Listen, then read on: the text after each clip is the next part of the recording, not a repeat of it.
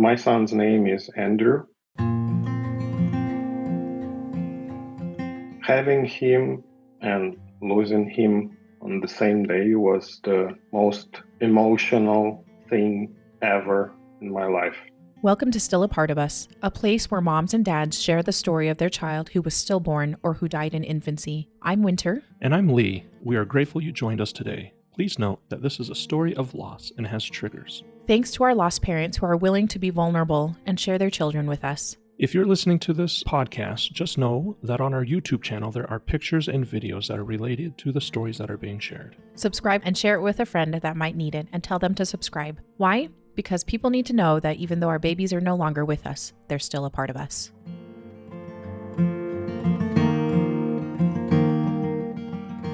Vadym, I would personally thank you for coming on to talk to me about your beautiful son, Andrew. I've been able to Thank you for having me. You're very welcome. I've been able to look at the photos that you and your wife, Nataliia, have sent. I'm truly just so sorry. So sorry that this has happened to you. Would you please, Thank you. please, for those who are going to be listening, would you introduce yourself, introduce your wife, and tell us a little bit about yourselves? Sure. My name is Vadym. I'm 38 years old. My wife's name is Nataliia. We originally are from Ukraine, but moved to Ireland for quite a long time now. Yeah. We are both working in IT and have had technical education back in Ukraine, had some work there as well. We met, we were attending the dance classes, same dance classes. It was West Coast Swing. Oh, nice. Yeah, so I got there. My university mates were like going there and invited me as well. And that's how we met, and we knew each other for quite a while before we became together. Now I have a question. Sure. Even though you met at a West Coast Swing class, do you like to dance? Yeah. Or were you just like, yeah, I'll come, I guess? Oh, well, it definitely was like fun times. The community was really great. Yeah. We had all these events actually around the world that we came to visit and experience all those different countries. Dancing community, particularly for West Coast Swing, is also very diverse and like global. Yeah. Yeah, so it was definitely like lots of fun times, lots of friends all over the world, and in Ukraine as well. Do you still dance? Do you still do West Coast Swing with Nataliia? Or? Yeah, well, occasionally, but not as much. Surprisingly, here in Ireland, it's not very popular. I think more Latin dances like salsa are more popular. So occasionally there are some classes as well, and we attend. This one last time we were asked to come and help the beginner group, teacher assistants almost. So yeah, but definitely so awesome. Not as often as it used to be. Not as often, but I'm sure you dance a whole lot in your front living room. You know, you turn the music on and you spin Nataliia. Sometimes we like, oh, do we still remember how to do it? Let's try. Yeah. Winter, my wife Winter, she loves to dance. And I'm not a big dancer, but she has dragged me to a couple dance classes. And I say she's dragged me, and I truly mean that she has had to drag me to the class. So I've got two left feet, Vadym. I've got two left feet. I'm not that prodigy in it as well, but it's fun. I like it, and I like the feeling, I guess. So yeah. Oh, wonderful. So you guys met at a dance class. You hung out together, you dated, got married? Yeah, we knew each other for quite a while before we went on the first date. Mm-hmm. And then, yeah, I think we were officially together for a couple of years. Yeah. And then actually this opportunity to move came in. Mm-hmm. So it sort of speed up some important life decisions, Yeah. or should I say, just clear them and formalize them, what Yeah. was actually already in fact happening. Yeah. So yeah, that's how we got married shortly before we moved. I love Ireland. I have some of my ancestry from Ireland. How has that move been for you? Different Yeah, weather, I'm well, assuming. Different. it is different, but at the same time, the more we live here, the more I find similarities. Yeah. For example, in history between Ireland and Ukraine, and very nice people as Mm-hmm. well, very welcoming. And yeah, somehow it really felt, for me anyway, like home Okay. quite fast. Actually, it's another funny story. Just a year before we moved, I had another opportunity, offer for work, but I had to go to the interviews Yeah. in person to Ireland. So we visited a year before for like a week, did a tour of country, and I thought wow, this is really great place. Wish I could live here. Unfortunately, that work didn't Pan work out. out. Yeah. The interview I failed. Ah. But who knew? In Yeah. just a year, I definitely did not expect the other opportunity turned out, and here I am. Yeah. You manifested it into the It it universe. definitely feels like that. If it didn't happen, I wouldn't believe it, but that's what happened. Yeah. Maybe the fairies, and the fey creatures in Ireland. Definitely. They pulled you. They pulled you in. Now, what are some hobbies besides dancing that you do occasionally nowadays? What are some hobbies that you have? Uh, my hobbies are quite nerdy. Well, I like. you're talking to a nerd here, Vadym. Don't worry. Okay, I like my work is partly my hobby, but I also like electronics. Also like tinkering with stuff, and yeah, so it's some tech related things, Mm-hmm. or trying to work on something. Recent thing that I really enjoy is 3D printing, like Okay, yeah. designing some practical things. I've did bunch of stuff around the house already Well, nice. for that. So yeah, stuff like that. Yeah, functional 3D printing. Woohoo. Yeah, I, yeah, I totally recommend it. It's fun. I've got a 3D printer myself. My friend has I don't know how many 3D printers at his house. And this one was in a box and he told me, I'm never going to use it. Do you want it?" And I was like, "Sure." I have no clue what I'm doing, but yeah. Yeah. Well, fun. You 3D print other electronics and technical stuff and programming on the side, I'm assuming. Yeah, things like that. Well, fun. Well, we became more outdoorsy Yeah. somehow here in Ireland as well. So we go hiking quite Mm-hmm. often. Yeah, so I like that too. Well, nothing too original, I Hey, guess. well, it's such beautiful country that it's easy to escape into the fabulous forest and fabulous fields. So, Yeah, well, wonderful. evergreen It is evergreen. place. Emerald fields. So, Yes. now, should we talk about you and Nataliia and planning a family? When did you guys decide it's time to have a child? Or was it a happy accident? And you said, oh, No, it was more like we decide, like there always like something keeping you think, yeah. oh, I don't have that, or I don't still didn't do that, or Hmm. whatever.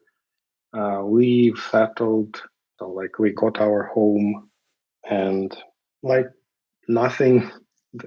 We are out of excuses. Yes. Yes, there's And always yeah, another excuses. thing is like, you know, the phase of life, like the age as well. Hmm. We were trying for some time, so Yeah. we like almost were starting to get concerned Hmm. if we haven't missed the moment. We actually did go also to do the tests and, you know, explore the fertility maybe treatment that would Uh-huh. be required. But just like once we got there and, you know, were became all concerned and serious about it, like after all those appointments that we had, magic happened just by itself. Sort of like you Um, saying, I would love to live in Ireland, and it happened. You guys were saying, yeah, I you guess. know, Um, we I should guess we should have a child it's and let's figure out how. And it happens. well, you can say that, but I think also a bit of a more structured approach and, Yeah. you know, Hmm. calendar tracking, all Yeah. those tricks, because apparently it is very, very important. It's not that easy to get pregnant just because of like how we are created as Yeah. humans. Like there are days, Yeah. special days. It's not like any day. So Yeah. It yeah. seems like some people have no problems and some people have all the problems to get pregnant. Winter and I, we also had issues getting pregnant. And there we have friends who they think about getting pregnant and it happens. So Yeah. you guys had a little bit of a struggle and then you were starting to get professional help Yeah. and it worked. Yeah. We like kept trying in parallel to that. Like we were sort of reluctant to go into, you know, full fertility Hmm. treatment Yeah. because it has some side effects and Yeah. whatnot, all those scary things that you read on the internet. So we kept trying and, you know, hoping for the best and trying to do, you know, whatever you can do just naturally, Hmm. as I said, like tracking the cycle, taking those special tests to Yeah. figure out the right moment. And luckily that worked. Oh, good. When Natalia told you that she was pregnant, how did you feel? Were you extremely excited? Were you sort of like, "Oh no, I'm now going to be a father." The next step is I'm a father. Well, I definitely felt both excited and maybe anxious because of, you know, Yeah. Yeah. taking it serious, you know, Mhm. and like it's all the responsibility. Yeah. But on the other hand, I did want it, and for quite a while, Yeah. so it's not like a surprise thought or Yeah. whatever. And as I said, we've been trying, testing, and then yeah, one day the tests, one test positive, second test, okay, Yeah. that's amazing. Yeah. We're getting there. Yeah. I felt the same way. I was very excited, but then as you said, I was also anxious. Now I have to be responsible. Yeah. I have to teach a child. I have to teach them not to touch a hot stove. I have to teach them not to put their hand in a dog's mouth. And Yeah, definitely. All those thoughts about what you have to teach. I haven't Sometimes even it learned feels them. like I don't mind, yeah, to learn myself still a thing or two. But yeah, well, in that regard, it was exciting. Well, I ordered some books because I'm like that person going to, Yeah, you know, yeah, trying to figure out the topic. So I read the book, I found some, like, I don't remember the name, but there is like Amazon bestseller about the pregnancy, all the intricacies, how it goes, Yeah. like how do you prepare, what you do at which stages, and how you prepare for birth, and Mm-hmm. like all those things. I think Nataliia took a different approach. She's more of a visual learner, so she studied YouTube with all the like the stories there and information available about everything. Yeah, and I was reading the book, of course. Like that's Yeah. what I'm more into. Yeah. Well, nice. How did the pregnancy, of course, as a man, we aren't experiencing everything that being pregnant Yeah. entails. But how were you doing? How was Nataliia doing? How was it progressing? Well, definitely it was more on Nataliia with Mm-hmm. all the physical changes, and I was just there trying to support Nask and figure things. But yeah, well, I was observing. Yep. It's not like I had anything. I think the pregnancy went like pretty well and smooth. Mm-hmm. Nataliia did not have much of times where she felt extremely bad, just like maybe a few times. Mm-hmm. Depends. Some people feel sick all the time, and she definitely had those moments as well. But well, she says it was not as bad, Yeah. and yeah, I can confirm. So yeah, it was all good. We obviously figured like what's the process, how do you went to GP, and they advised like how do you track the milestones, go to Yeah. doctors when and such. So we did all that. Other than that, we both kept working and yeah, like enjoying the time as much as we could. We actually visited our friends in Czech Republic, so went over to them because they were about to move to a different country, Yeah. and we've never been at their place, so we visited there. And yeah, sometime during that time, we've brought our parents over, our moms, to share the news. Oh, very nice. So that was nice.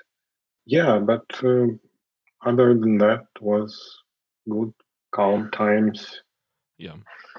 Now, first of all, what time of year did you find out that you guys were pregnant? Was it springtime, fall, summer? I guess spring, fall, summer, winter.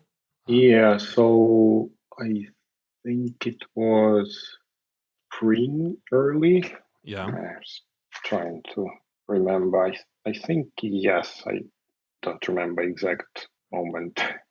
And so the springtime is beautiful. The summertime, Natalia's starting to show that she's pregnant. And then you start to get into the fall time when she's really pregnant. Yeah. Everything was looking good throughout most of the pregnancy. Was there any concerns that were brought up or? No, we had all our tests showing fine. The scans that they did Mm-hmm. was all right, and like the development based on the metrics they measure the Yeah. belly, and Yeah. it was all good. We usually like we had a doctor's visit. One time we go to our GP, and another one to the clinic. So we got our OB/GYN doctor there in the clinic, and because farther in pregnancy it became like harder for Nataliia, Yeah. to go drive there. It was like in city center. So there was an opportunity go for these visits to like local clinic Mm-hmm. where Like a they have midwife, like a midwife. sorry, yeah, midwife led care. So basically same checks, but it's like clinic that is really close to us here once a week. So you just book and come. And we just went on previous visit. We asked our doctor if that's a possibility, so that we just switch to that because it's more nearby. And doctor said, yeah, no concerns. You're doing all good. And that's what we did.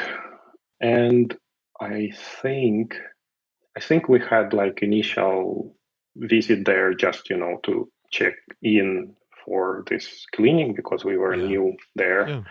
And then on the next scheduled one is where everything started to happen really fast. Now, this would be in the late stages of the pregnancy.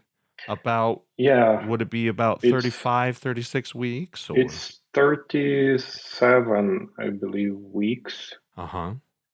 I think it's 37 and some days. Yeah. Yeah, so basically on that day, when this was scheduled, Nataliia, obviously she's very pregnant and big belly, but no obvious concern or whatever. Mm-hmm. She's dealing with it, relaxing as much as possible because she was already on a leave, so she didn't work. And they tell you to watch for the movement. Yeah. And so about the movement, actually, we were kind of having doubts in terms of no one tells you exact metrics. They say all kids are different. Yeah. Some kick more often, some kick less often. But what you need to be mindful of is if a sudden change happens. No change from our perspective, so we were like calm. Okay, well, we asked few times there were this amount of kicks, that amount of kicks, and they say doctors, yeah, no, it's fine, scans show fine. So we had that baseline. It was not very kicky, and that's just our unique baby. So we were not concerned there too. So it was regular scheduled visit, although Nataliia felt heavy. But again, it was expected because it was so close. Yeah. Already coming. So I went to work regularly, and because it's so close, she said I'll go myself for this check. And she went there, and then I got a call from her saying that the midwife who was examining her say that the measurement her belly is too big based on the term, and she has concerns, and that we should better go and check with the doctors in the clinic with the OB/GYN. Now, was this the original clinic that you had already been going to, and then you switched to the midwife, and they said go back to your original clinic? So they that's how it works. It's all part of the same network here in Ireland. They are aware of everyone. It's the same midwives. It's just one day a week they come closer to the patients, and that moms can book and not drive all the way. But that's how it works. If everything is fine, then midwife says it's all fine. If midwife has any concerns, they immediately send you to the doctor for further examinations, and that's what happened in our case. So I drove immediately after that call home to Nataliia, and we went on to the clinic to do the checks. Did they do ultrasounds at the clinic, or what kind of checks were they performing? Yeah, so when we came in, we were instructed to go. They have a special queue for expecting parents who have some, concerns or were sent there. Like some people just come there because, for example, they notice a change in the kicking pattern, or feeling not particularly great. And most of the time they say they just check everything is fine. They calm parents down and say, yeah, go through it, survive this time. It may be hard, but and like we went at the very same queue. They took us in, and basically they put this device that tries to listen to the heartbeat, to find it and to monitor. And well, I think they try to look in for it, and they also noticed that the belly was rather big. So they had, as far as I remember, they had some struggle a bit to find it, like find the right spot. Yeah. But then they found, and there was heartbeat. So, okay. But then I'm trying to remember.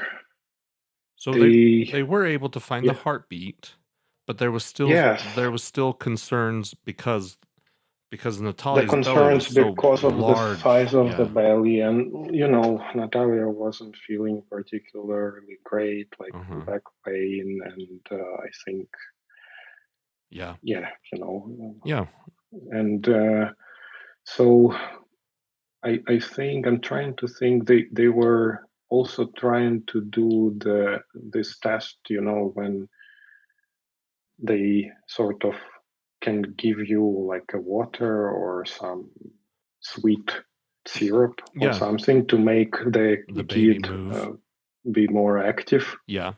So they were trying to do that as well. So we spent some time, waiting for that. And I think at that time they were not happy with how it went. Like it didn't. The count of kicks was not where it should have been. Should have been, yes.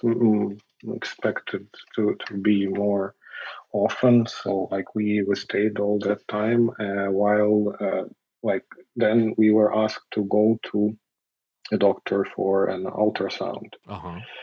So we went to another room, and the doctor did an ultrasound.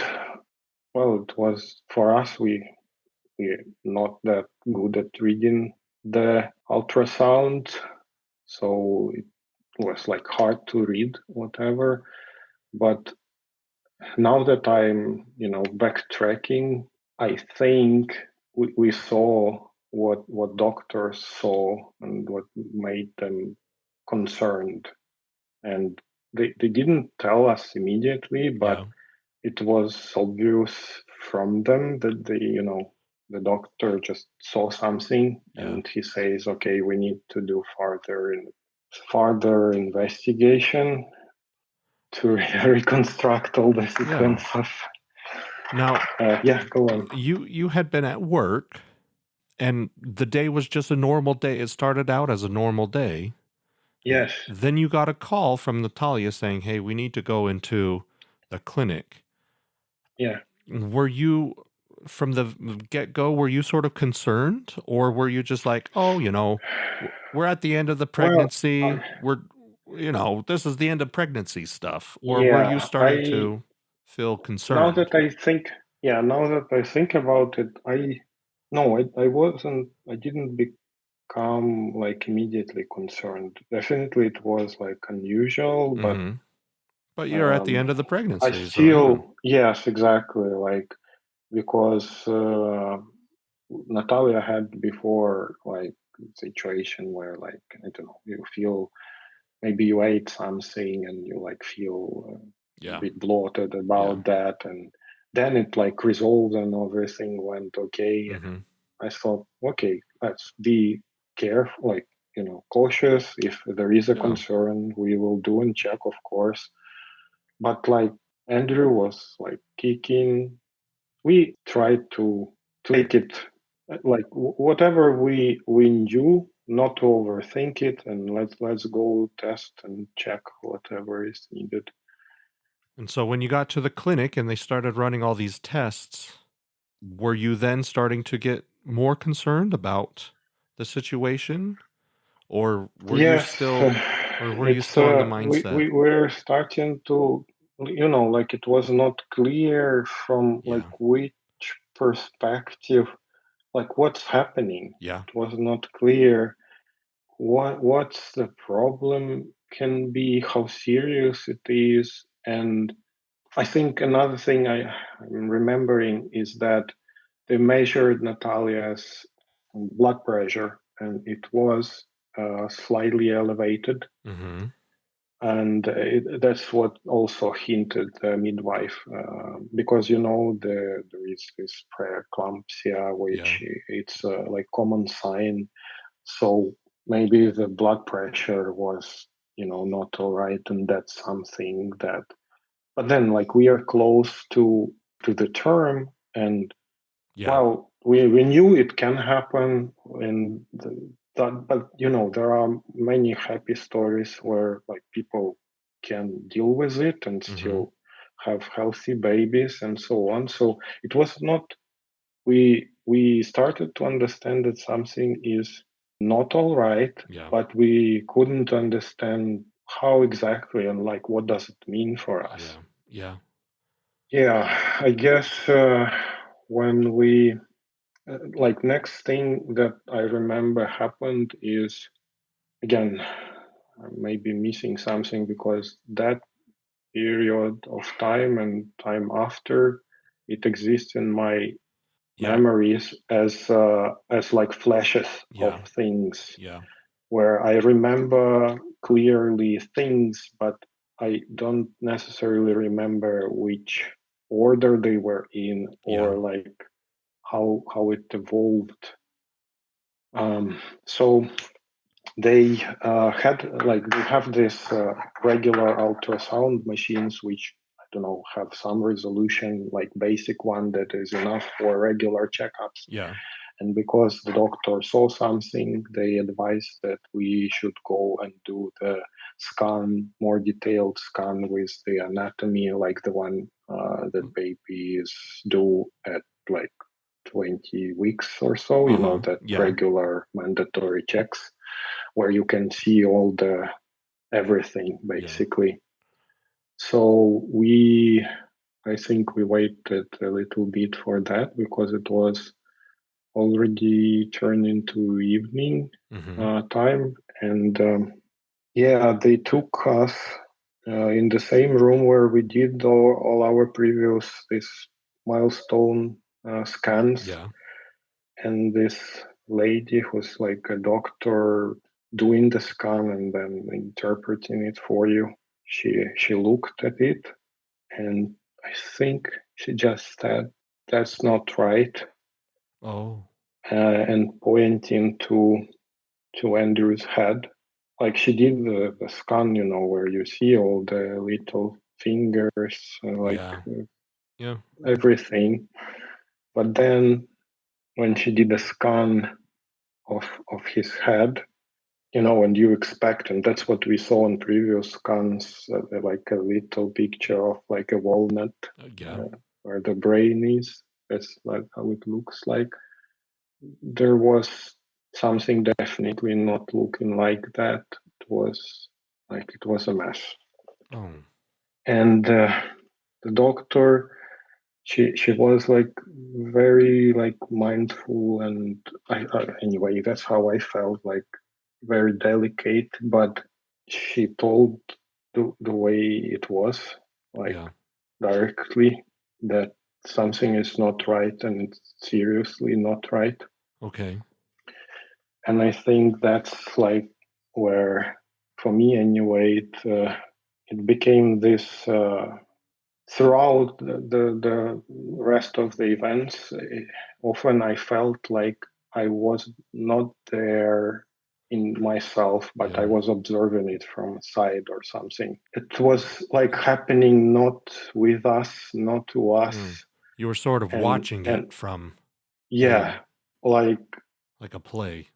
how do you comprehend that they suddenly like tell you like everything goes right, and all before this, whatever, the midday, all was calm and in order and whatever, and now they say there is like some terrible problem with Andrew's brain. Yeah. And they tell us like that they are sorry, and like I still don't understand what does that mean, because I don't know, at that time it's like hard to describe what was going through my mind, because we read many things, what can go wrong, all those bits that you wish you didn't do, and then hard to sleep. But we knew that there are many things that can go wrong, and it was like not clear what does it mean. Like, does it mean that he'll have some, I don't know, disability or some problems? What exactly does this mean? But like you've heard that there is something seriously not right, and I don't know. I think we spent some time in there, like holding each other hands. I don't remember. I think Nataliia, between us two, she is a calm one. I am like the one who's like getting too nervous, but like this time, I think she was also like the realization taken on her, and like starting to actually hitting that it is serious and it's something is happening. Were they able to figure out what was happening with Andrew's brain?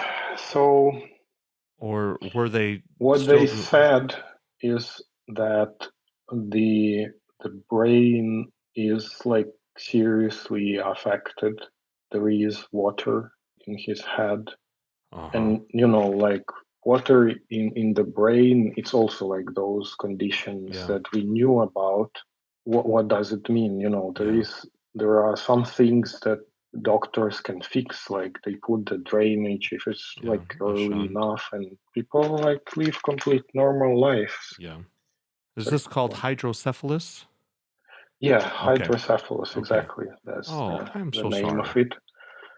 So, like, obviously, I hoped it's something like that, or I don't know, hoped for that they could fix something for the best of it. Yes, that it's something that we can solve somehow, and so we've spent there for some time, and I think they've asked for OB/GYN that was on.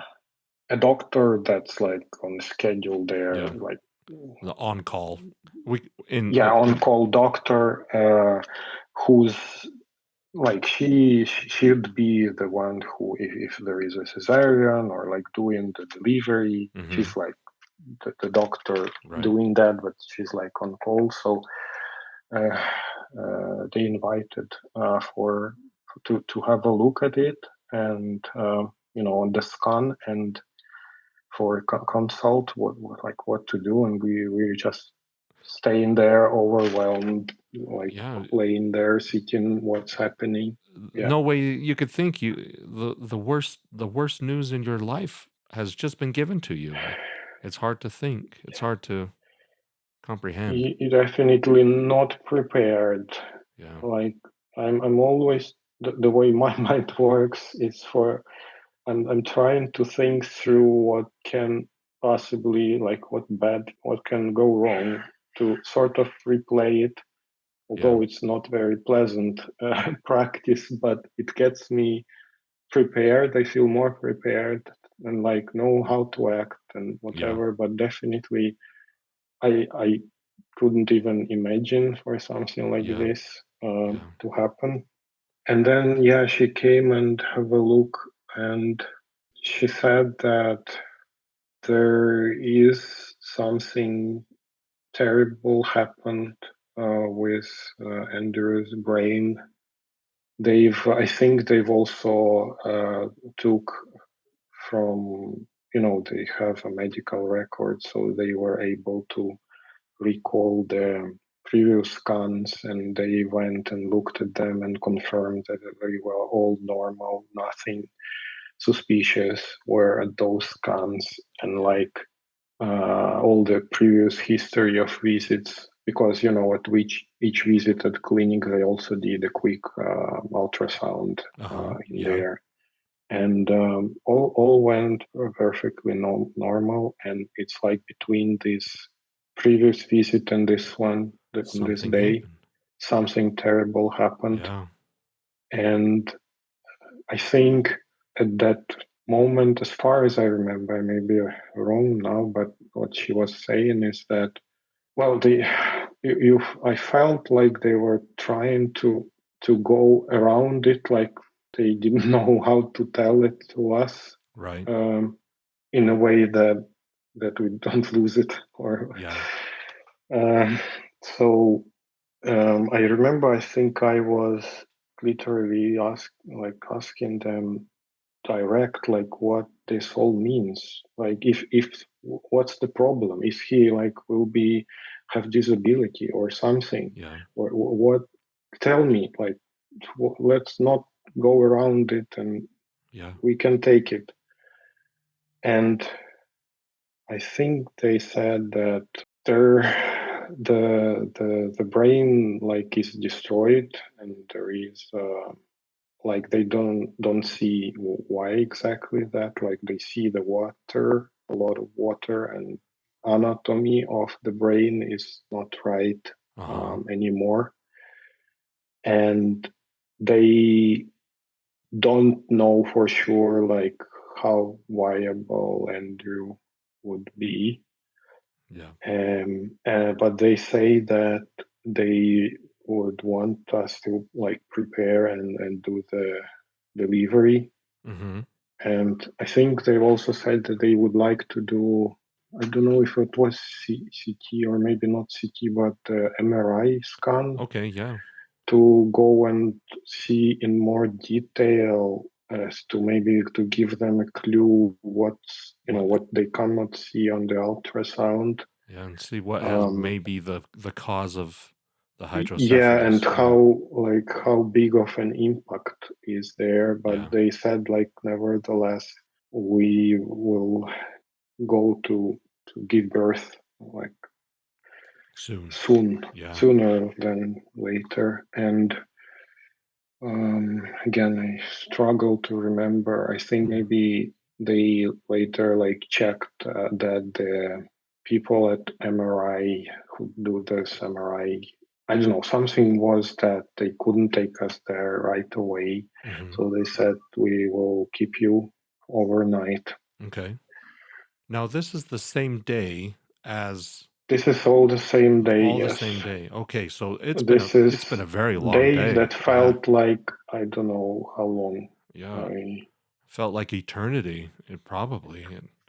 Yes. So they put us into this room, and saying that probably in the morning this scan will happen. The MRI. I think Nataliia was not feeling great, not even because of the news and all the stress, but just physically had some she pain. Yeah. I think she couldn't, late in pregnancy, it's like you have to find a position that is comfortable, and you can't lie in you need to have it on the side, on special side, and otherwise you can't. But you can't spend too much in that as well position either. So she was trying to find a place that she feels best, and she said we actually have a puppy. We have French bulldog who we left because we didn't he just stays at home, and we didn't expect it to. We didn't expect for any of this to happen. It was a checkup, and so she said we have to someone to mind him. And also, if we are staying in hospital, we didn't even take anything with us because, Nataliia prepared everything already, like that bag with all the stuff when you go to labor. And it all was all ready, but it was did back not at your house. Yeah. At house, yes, with all the labels and everything. Bag 1 for immediate things, bag 2 after. Mm-hmm. So she said, go home and like figure this out and bring more comfy clothes and everything. So that's what I did. I went back home. I took our dog out for a walk because like we couldn't, like no one could take him, but I asked our friend to come over to our house and like work from our house and mind him, be with him. He doesn't need much, just walk him twice and feed him. And I just did this last walk. I remember I called my mom at that walk and I just said that I don't know what's happening and where it will lead us, but things are not looking great. And Nataliia is at the hospital, and I'm just for a short moment came home to pick up stuff. That's, I think, I couldn't keep up and like hold crying. Yeah. At that moment, first this evening, because I didn't know what's happening and how to deal with this and what will come out of it. And so I just said that like we usually both Nataliia and me like chat or call parents often, like regularly on walking or something. So I said that we'll probably not be able to do that, just to let them know, that we will let them know once we have a chance and know something, so that they could try to call and we will be able to take it on. So yeah, and then I took all the necessary things, fed the dog, and went on, left the keys from our house to our friends and said that we are going to hospital. I think they first thought, oh, it's happening, like happy.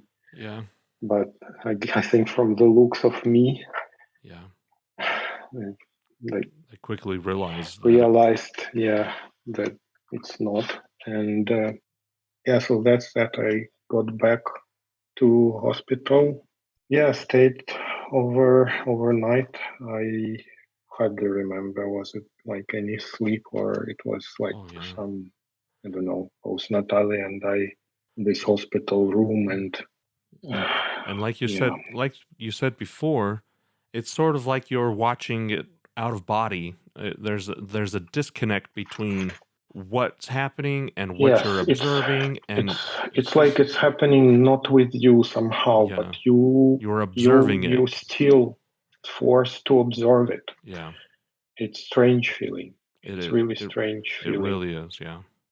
In the morning. Yeah. So the next day, I think. That's like I lost whatever. It's like I can't remember exactly how it went, but you get the MRI. I think they came to take Nataliia to MRI, and I don't remember they sent me somewhere, or I don't remember that I said like, okay, can you do it? I'll join you once I finish whatever I did. I don't know, or maybe I don't remember what exactly that was. It's like blackout, but yeah. So next thing I remember was that when I came to the place where they doing the scan, like this room, and I think Nataliia was still in there. So it was like some, I don't know, half an hour maybe, or maybe more, as Nataliia said that she even went asleep there for a moment or so. I didn't see this, but I only came when it's over, and she was like taken in this wheelchair out of it.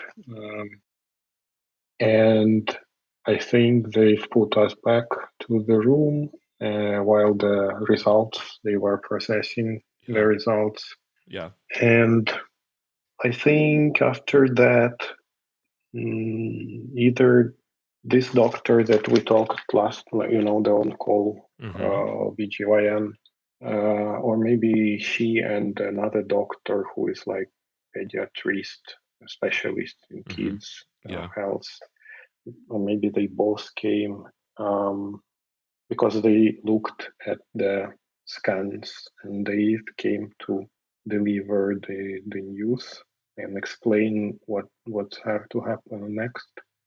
So basically what they said is that they couldn't explain the reason, but they saw that the brain was completely damaged. Like because of all the water in the brain, like in head, as a result of this, whatever reason it happened, his head became too big for like natural delivery. Okay. So doctor said that the cesarean was to happen, and it should happen like really soon. Very soon. Because, well, otherwise it's also like a risk for mom or Nataliia. I don't remember is it this time, or because like they were coming and going, like then explaining how the operation will go and like how it happens there. But at some point, I think this kid, like baby's doctor, he came to us and there was heartbeat. There still was kicking, you know? Yeah. Everything from those perspective, that's like how we learned that they say that this is important sign, but it's not enough. It's not enough. And he was like, came to us to say basically that, and again, he tried to be as delicate as possible because, delivering such a thing to parents, it's I don't know how these doctors do that. It's terrible news on top of a terrible event. Basically, he was saying or trying to say that parents in such situations, and when there is like heartbeat and everything, and they obviously no one can accept the fact that there is something terribly wrong with your kid, and that they really want to like fight for his life, for all the chances, for wherever it is. And basically the doctor said that the extent of the damage that they saw on that MRI is such that he said that it's like, in his opinion, it's not compatible with life, and that trying to save like his life, revive him, would be extending his agony or whatever. I don't remember how exactly he said, but extending his like, you're delaying death. You're not extending exactly life. Like there is. He said that he doesn't see how he could live any resemblance of meaningful life. Yes. And like, because probably like even the brain stem was damaged, and you can't live without that because that's like the core of everything. The basic needs of the body. Yeah, they had the reason, like the other signs were there is just that there was probably this tiny part of that brain stem that was still catching the life and keeping him. And also mom's body that helped that little heart pump blood. And so that's how we knew that we still to go to give birth, but the outcome is yes. There was no hope for... No hope, yes. So, yeah, I think then I don't remember what was happening next much in detail, but I remember when it was our time to go for the operation. We changed this clothes into the gowns that they gave us to be in the operating theater. We were hit with bricks.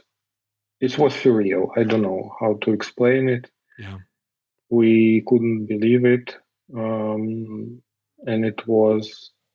it's like, I don't know, it was almost coming from completely calm, which I don't understand how you can be in this situation, too hysterical, to can't hold in a cry.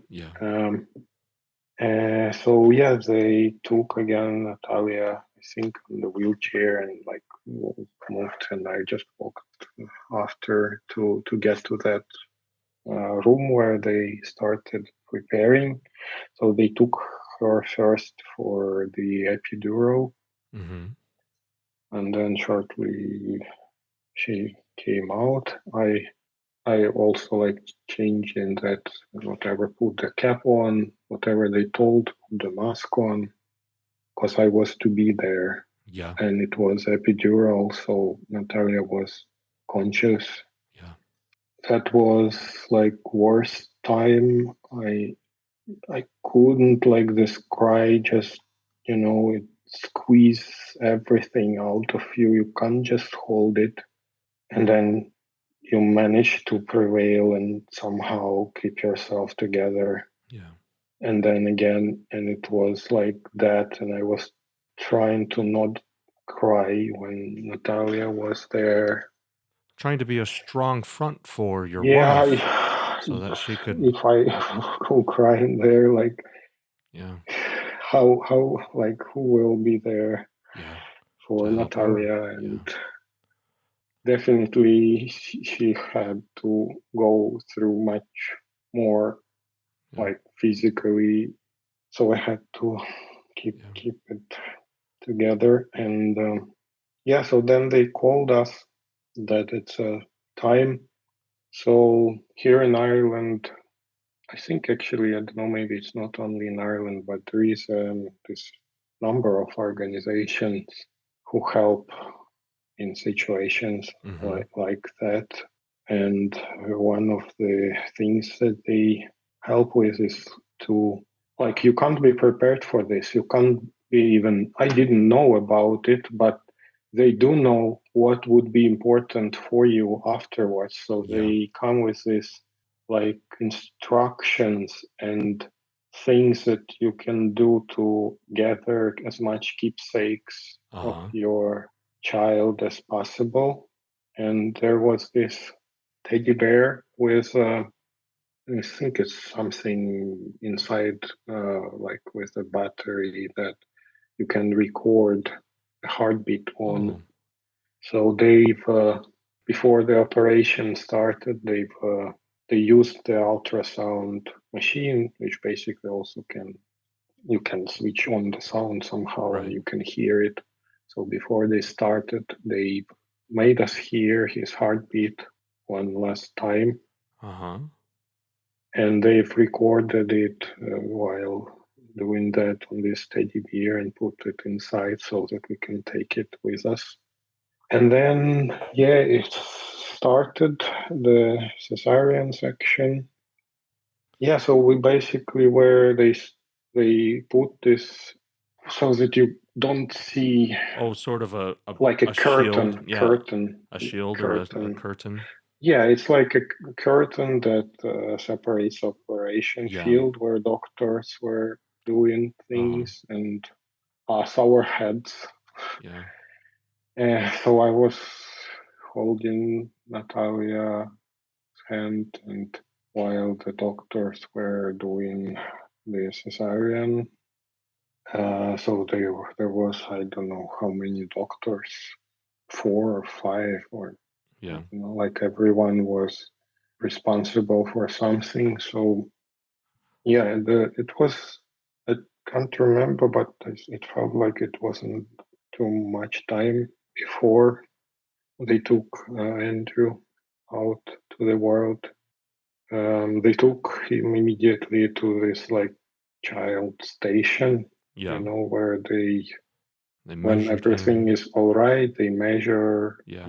do something like weight, and then I think doctor, this doctor, the baby's doctor, he's asked if I want to see Andrew, because like they like wiped him, like they just Yeah. They took him out cleaned of him off. mother's Yeah. womb, and of course I went there to that station and first saw him first time. Yeah. I think like while they were taking him out, I had a glimpse because I could stand and watch over the curtain. Yeah. I remember before, like, because they told us the head is like too big, and even because of this, they said that they had to do an incision like bigger than regular cesarean because, and maybe they actually, I think what they said that they asked us because of the size of his head and all that, they told us that they saw that there is no hope. They said that they might need to drain a little bit of that, like just water, like liquid that is there, in order to make it easier, yes, and not to make it worse for Nataliia to, because like the incision had to be substantial and it was like more risky, threatening. Mm-hmm. We agreed to that. I don't know, it's this type of decision and all this sort of questions. Yeah. I don't know. It's And I impossible in the moment. honestly, Yeah. impossible. It's impossible in I the moment to know. I hope no one goes through this. Yeah. I really hope it's. But that's what we did, and I saw him like glanced, and I saw like he was absolutely beautiful. Yeah, his head was a little bit, but like not that. I know like Nataliia was looking at me and like I don't know, maybe she was afraid even to what to expect, to Yeah. how. And I saw and I said, no, he's beautiful. Like like he's little human. Yeah. Like He's your um precious little son. yes, and like I said that he's absolutely beautiful. There's nothing like to be afraid of. And Mm-hmm. and then yeah, they took him and then they asked me to go see. I touch his tiny fingers, tiny feet. He like was all well developed, Yeah. little human, little boy. He's like big one, like real strong little Oh, body, yeah. and his face was so peaceful compared to us. I was looking at my photos and we've made photos of ours. Like I don't know, we look really bad, Yeah. but Yeah. he was so peaceful. Like he was not concerned with Yeah. anything, no worry in the world. And we were the most nervous, concerned out there, and it's like he was there and saying like, I'm all right, it's he was at peace with. Yes, I think so. That's what I like. You could imagine whatever, like if there was pain or like how imagine this tiny human doesn't know what this outside world is, and like suddenly everything comes over at him, and how to deal with it. I guess you can't explain to him anything, but he was at peace, and his soul was at peace. Yeah. Yes, the doctor said that like they assessed him. There was I don't know, this scale that they use to assess little babies, and they check everything. So they said there was heartbeat on his own, and I think there was few attempts to breathe as well, but the heartbeat was like fading away. Mm-hmm. So it was like not the heartbeat you'd expect healthy baby would do. And because of the stress of the operation, I think once they started doing it, it like went lower and lower. I think mainly because probably it was mom's body that was helping him to have that heartbeat before. Were you able to? I think to hold him and. Yes, they gave me to hold him, and I made photos, and I think then we had in our bag we had little clothes and like a cap, that everything that we gave to doctors, and so they helped to like fit it, like also because of the size of his head they had to cut something, but they were really like they put him nicely, how to say the word, they wrapped him in some swaddled. They swaddled him. Swaddled, and put this nice cap with little ears on him.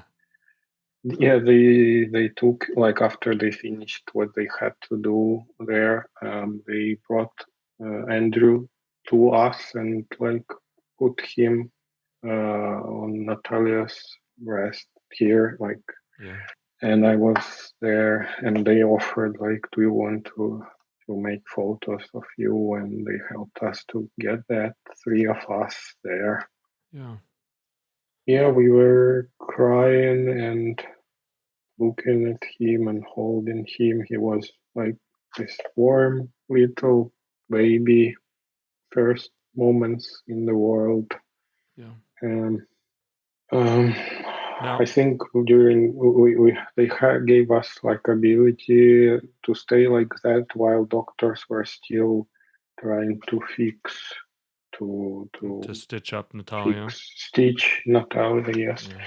And after they finished, they said like, okay, you can now go to post-operation room. We'll take you. They brought this little cot to put Andrew in on wheels, and then they wheeled us out to that room where they again, like there was a doctor that was there taking his measurements, and he was, I think, responsible for the baby's health, so he was coming checking on us and a few times while we were there, but he said that like we can spend some time, 3 of us together.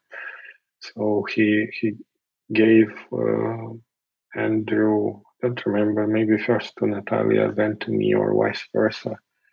So we just sat there holding him, so warm, so alive, looking alive and peaceful. Yeah. I don't remember how long it was, but some time. Then I I think lady, she's chaplain, or probably well, obviously they found her and said where we are. So she came over and asked if we would like for her to say a little blessing for baby Andrew, and we said yes. So she said the prayer and put a little cross with holy water, I think, his forehead, and said some supportive words and like let us to further stay a few moments together. And then the doctor, I think, came for another check, and they were like listening to heart and to life signs each time. I think it was maybe we spent with this in this room like 2 hours or something, maybe altogether. And then he came, and after one of the checks had that, okay, I can't hear heartbeat in, I don't know, if in a minute or something. Yeah. So that's when Andrew like left us and went back. Yeah. Did a really short visit. So yeah, like we like to think he was with us. He was alive for 2 hours. Those 2 hours, those peaceful 2 hours, and then he went back up to the skies. Can I ask how you guys chose the name Andrew? Choosing the name was a whole process. I remember we were like compiling the list, laughing at some really weird names out there that partly some people have them, but it was really funny. But yeah, we were trying to pick a name like from the list, and we narrowed it down. We also, I think, we started early, and even before we knew who would it be, boy or girl. So we, but then we like reduced the list to some extent, and we tried to find a name that there is corresponding name both in Ukrainian and in English, and that they are spelled similarly. Very so similar. that we can. And I think also around that time of the year, it's St. Andrew's Day. Okay. Somewhere around.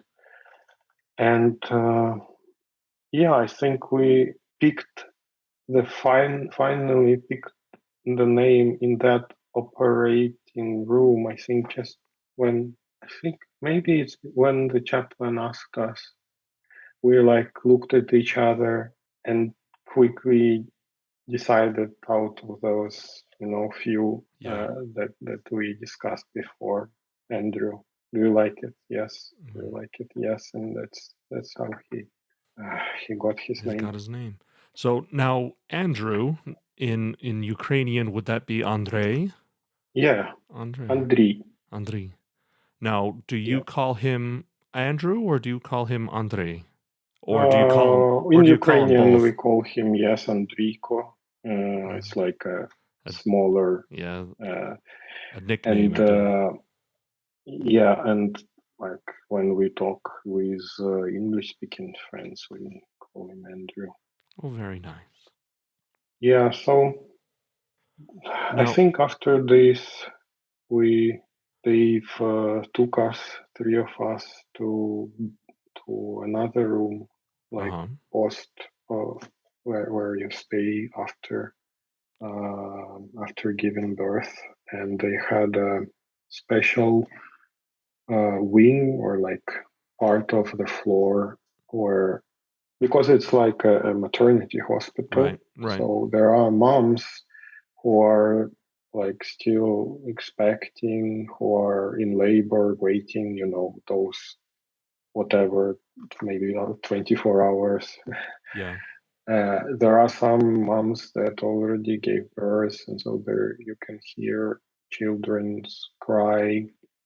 But like they had this really quiet side of this floor, specifically for situations like ours, and so we got there so that we have calm time there, not. So you got to spend some time. You got to spend some time as a family in this. Yes. So that's where we could spend some time, and so they said that they had this special cot that they gave us. It's the one that has like some cooling. Yeah, here in the United States, it's called a cuddle cot, and it's like I think maybe it's what it's called. It's like a that's what they refrigerated. gave us, and they've put us there, and we stayed. I think after we've had people like different doctors, different other personnel that's getting included in this situation, this tragic circumstances. Yeah. So they were coming in, checking on us, asking, all saying how beautiful Andrew is, and like then again, I think the chaplain came and explained like what's the options with regards to burial and like what are the next steps, and then grieving midwives as well, they came in and helped, and it, like again explained about those keepsakes and what you can do and how precious that time is, and that it's best to take the most out of it. Right. I guess the next thing I remember vividly, because how surreal it was that I had to arrange the burial and figure out what to do. Like, obviously can't make Nataliia do that. Yeah. So I had to do these calls at funeral home and tell them that my son is dead, and what's the next steps and stuff. And they've explained what can be done. What did you guys opt for? Did you guys opt for a burial? Did you guys opt for we cremation? went for cremation. And we were like explained, basically arranged this like scheduling, because we were told also from the hospital perspective, they were asking like whether we want a post-mortem and like an autopsy. Autopsy, yes. We wanted to know what happened, so we said that yes, and they explained like how it goes, and that they would be able to give us some time with Andrew, but then like we'll need to obviously give him to the doctor that will do the investigation. And how it works and what's needed there. He asked the clothes and how it all works out. So after the autopsy, they've so like it was, I believe it was Wednesday when Andrew was born, and then we stayed in the hospital for like Thursday, Friday, and we asked. Basically, they said if we wanted to go home, we can do so, because like Nataliia was, from physical perspective, they could let it was. They were checking on her and the stitches and everything, so you can just care and come over for a visit. But if you want could go. Mhm. But I think Nataliia was like, because his head was like really soft, and because of the liquid in there, and I think it was still maybe drain, like feeling in, and it was really felt fragile, and we Yeah. were sort of afraid if something goes wrong, if we like will go take him over home in that cot. So we decided if we could, like, because we had to leave him for autopsy, so we had choice whether we go with him for this, because they could take him only on Monday. Right. But we said that we decided together that we'll, if possible, we'll stay at hospital for the weekend as well, Mhm. and just to avoid if something goes wrong and you will see something like it's, I don't know. Nataliia Mhm. was probably more afraid about that, Yeah. so we just decided to stay at the hospital.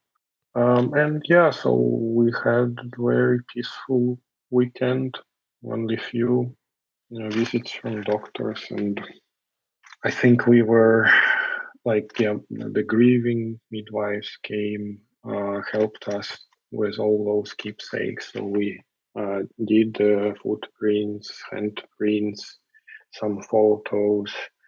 We washed him. That's Mhm. what also Yeah. parents do, like forced wash. Yeah. And then we put on all the nice little costumes we Yeah. prepared for the occasion.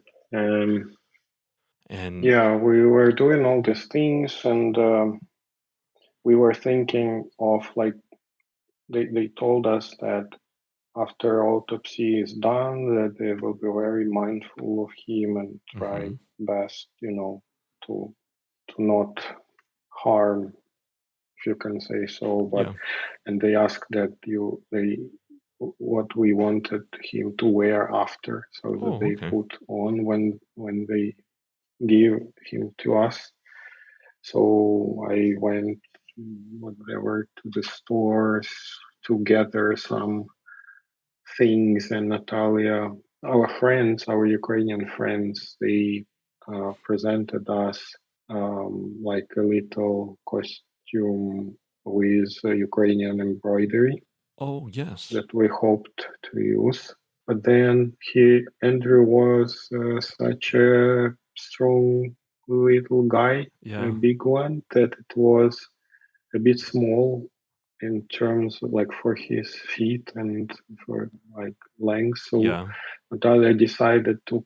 It was like one piece, so she decided to make a A shirt and a pants. short. Mm. Yeah, and pants separately. I just bought a different set for bigger Okay. Yeah.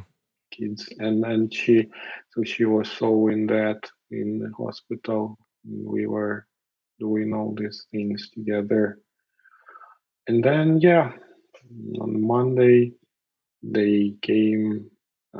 We like had our stuff packed, gathered, changed clothes, and I think they've took us to a room. The chaplain took us to a room where we could, like, can stay a bit with Andrew before leaving him.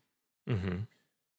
And yeah, so we left him there, said bye, and left the hospital with Nataliia. I think we went seaside to to a lighthouse. There is like a sea walk, and Yeah. we just walk there, crying and being like silent, and then we returned home. I think it was a few days, and maybe Wednesday or Thursday they called and said that Andrew would be ready for release. Um, Mhm. so we went there.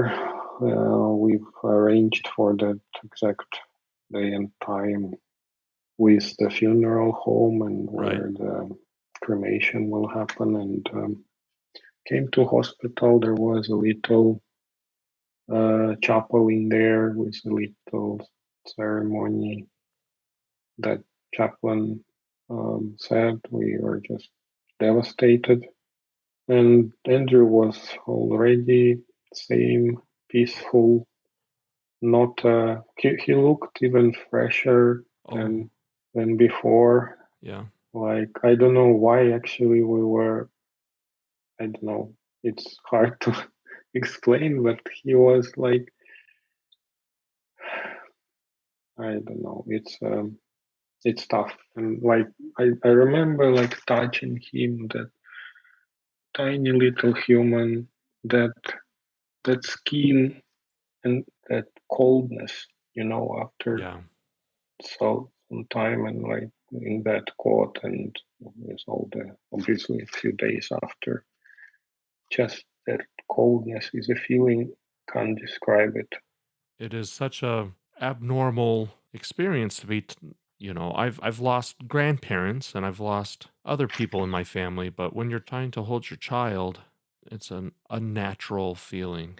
Uh, what what should be a warm, bright Yeah. child is not normal. Yes, it's devastating.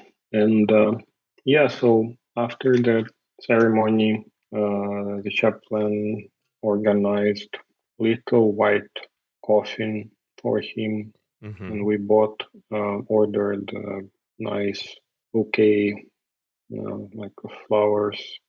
Right. And yeah, they've let us go. We just drove our car with Andrew. Nataliia was holding him in her hands, and we like I had to take that coffin. I don't know, it's surreal. So very surreal. And yeah, so we went to this. There is a like church and chapel where you can have a little goodbye Mm-hmm. ceremony Right. before they take body for cremation. So it was really mindfully done. Well, it was such a short notice, and obviously our relatives, like it's not that easy for them to come, so it was Yeah. only us. But yeah, we've created a playlist with some of songs we like associated with Andrew. We liked that we could put that playlist there, Mm-hmm. say our goodbyes. We were just crying there, and we also wrote a letter. Nataliia picked somewhere that you can write a letter. Yeah. We wrote a letter explaining how much we love Andrew and how we hoped that it will be not like it turned to be. Yeah. So yeah, we put that with him in coffin and put that bouquet.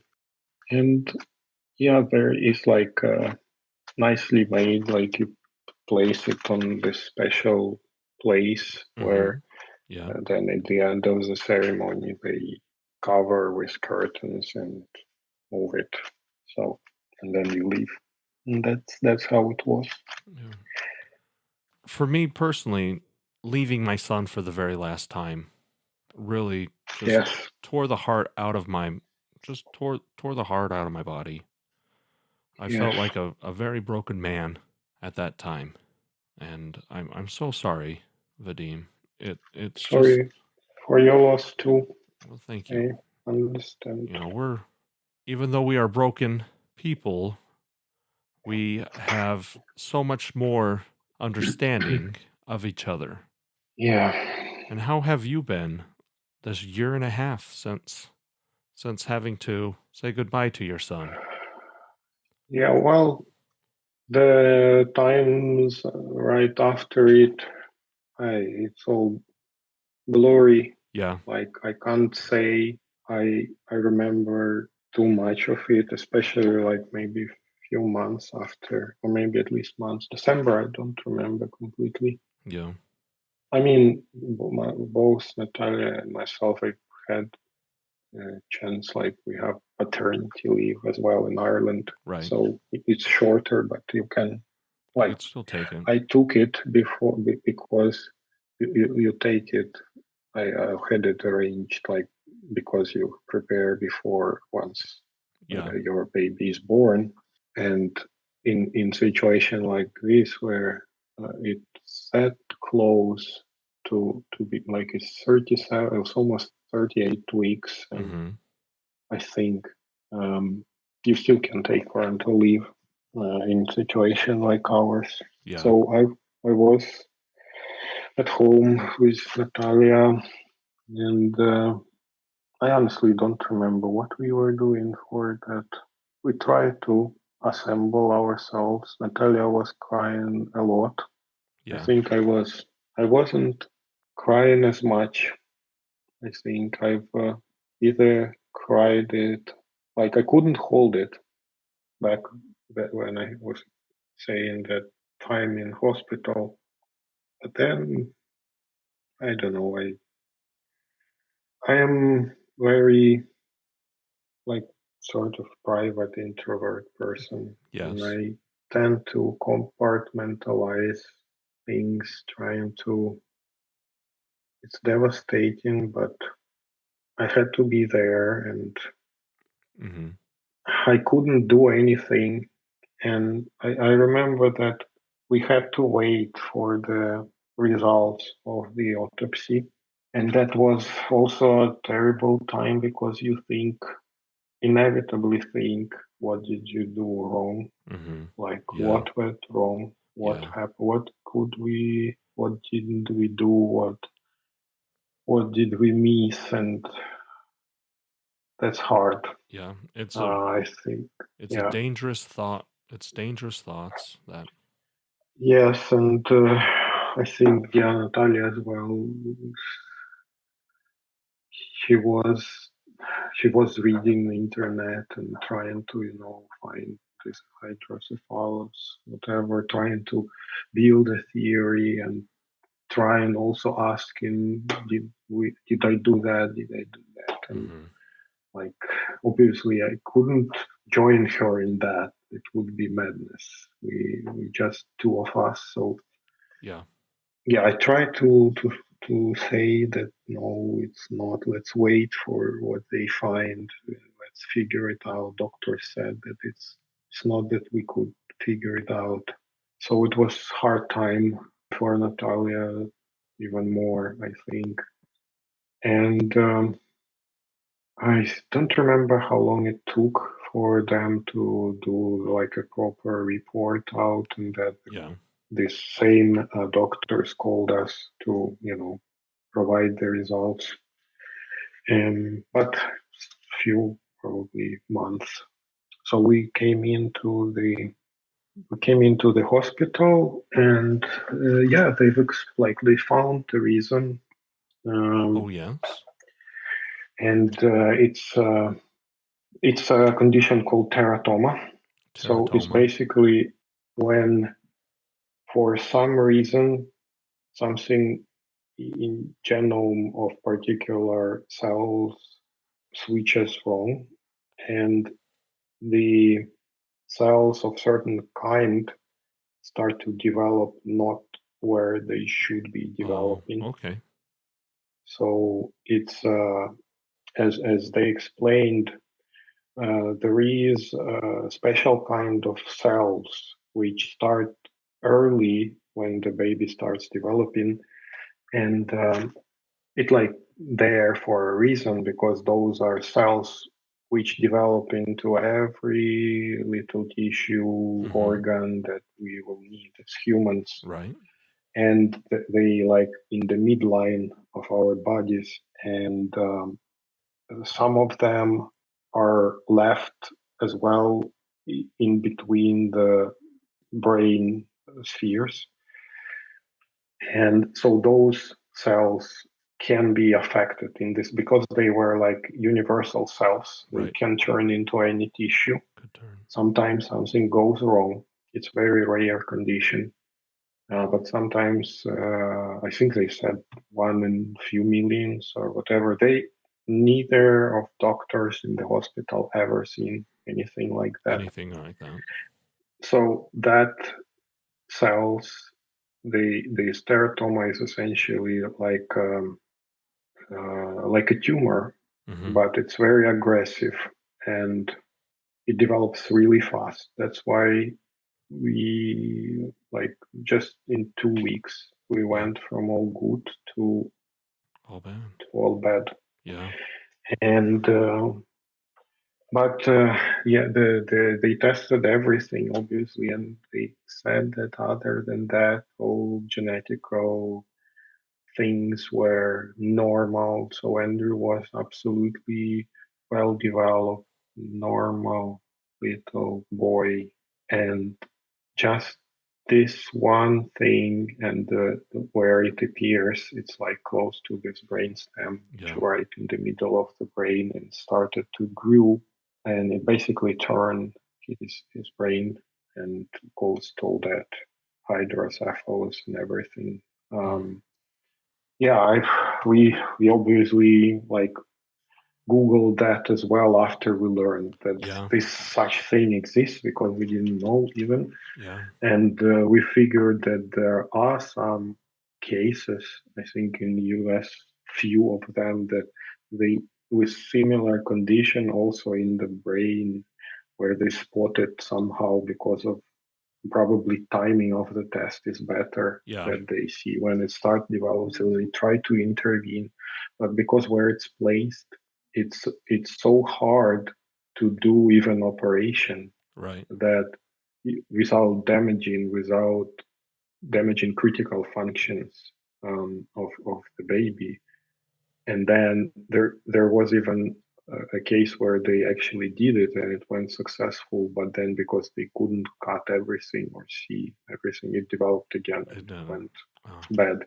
So it's really bad and unfortunate condition, and they kept saying that it's not our fault and that we couldn't do anything, literally anything about it. And that unfortunately they were right with this condition. Is just no chance. You can't do anything at all. So I think this, at least some closure, some knowledge of this helped a little bit, I think, to me at least. I think to Nataliia to a certain extent as well, just to fight these thoughts of what did we do wrong. And I think in New Year overall we tried to start live again somehow. It was bumpy road. It's hard to. It's hard to. Yeah. Yes. And also I didn't have that much of time. I was coming to a time where I had to go back to work, and I actually went and asked GP for extension, based on just mental condition, you can have a medical leave because of this reason. So I stayed a little bit longer, and that's our story. Vadym, it is very apparent that you are a husband and a father who cares deeply for your family. It's very obvious that you love Nataliia, and it's very obvious that you love and cared for Andrew. And I'm so sorry. I'm so sorry that this happened to you, and that, even though it is a small thing, a small event that has caused such sadness, hopefully it is also a small event that can show love that you have for your son, that you were so excited to bring your child and show love. And I'm so sorry that you lost him. Yeah, thank you. I'm sorry as well. Very. Well, thank you, Vadym. Thank you for coming and sharing Andrew with us. Thank you.